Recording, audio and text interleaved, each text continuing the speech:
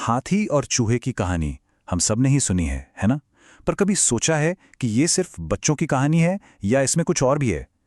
असल में इस छोटी सी कहानी के अंदर ना एक बहुत ही कमाल का ढांचा छुपा हुआ है, जो हमें बताता है कि एक अच्छी कहानी आखिर बनती कैसे है। तो चलिए आज इस कहानी की बनावट को ही परत दर परत खोल कर देखते हैं।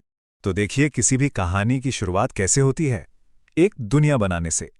और यहां हमारी दुनिया है एक हरा भरा जंगल। सोचिए, सब कुछ एकदम शांत है, सब अपनी अपनी जगह पर हैं। यही यही वो बुनियाद है जिस पर हमारी पूरी कहानी की इमारत खड़ी होगी। एक ऐसी दुनिया जहां के नियम पहले से तय हैं और सब कुछ ठीक वैसा ही चल रहा है जैसा हमेशा से चलता आया है। अब इस दुनिया का सबसे बड़ा नियम या कहें कि सबसे बड़ा राजा कौन है? जी हां, ये घमंडी हाथी, जंगल का सबसे ताकतवर जानवर, और इससे अपनी ताकत पर अरे जरा भी शक नहीं है। इस हाथी के लिए ना दुनिया का हिसाब किताब बहुत सीधा सा है। जो बड़ा है वो मजबूत है, और भाई जो मजबूत है वही सही है। सिंपल।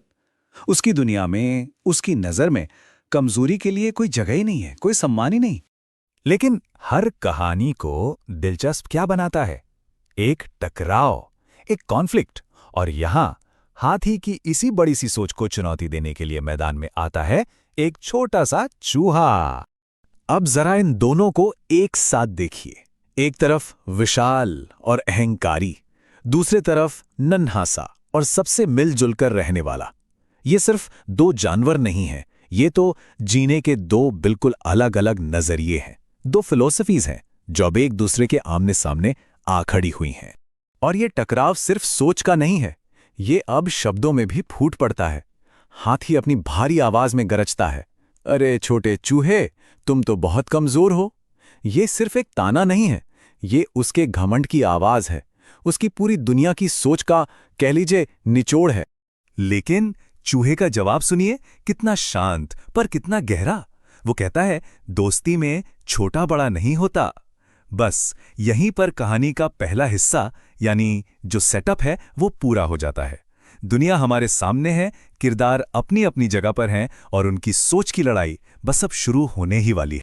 तो हर अच्छी कहानी में एक लेकिन जरूर आता है ना? एक ऐसा मोड़ जो सब कुछ पूरी बनी बनाई दुनिया को हिलाकर रख देता है। और हमारी इस कहानी का लेकिन क्या है? यह है जंगल में बिछाए एक जाल। अचानक से जंगल के नियम बदल जाते हैं, शिकारी आ गए हैं। मतलब अब खेल जंगल के जानवरों के हाथ में नहीं, किसी और के हाथ में है। और बस यहीं से कहानी में असली टेंशन की शुरुआत होती है। और फिर वो होता है जिसकी किसी ने कल्पना भी नहीं की थी। वो जो खुद को जंगल का सबसे ताकतवर, सबसे बड़ा खिलाड़ी समझता था, अब वो खुद शिकार बन चुका है। हमारा वो घमंडी हाथी एक जाल में फंस गया है। जरा सोचिए इस बारे में। जिस ताकत पर उसे इतना घमंड था, वो अब किसी काम की नहीं, पूरी तरह बेबस है। वो एक ही पल में जंगल का सबसे शक्तिशाली जानवर सबसे लाचार बन गया। सारी की सारी हेकड़ी बस धरी की धरी रह गई। तो जब दुनिया ऐसे उलट पुलट हो जाती है ना, तभी एक नए हल की, एक नए सोल्यूशन की गुंजाइश बनती है। अब प्रॉब्लम है तो सोल्यूशन भी आएगा, पर वो आएगा कहां से? वहां से जहां से किसी ने दूर दूर तक उम्मीद भी नहीं की थी। और वो सोल्यूशन कौन है?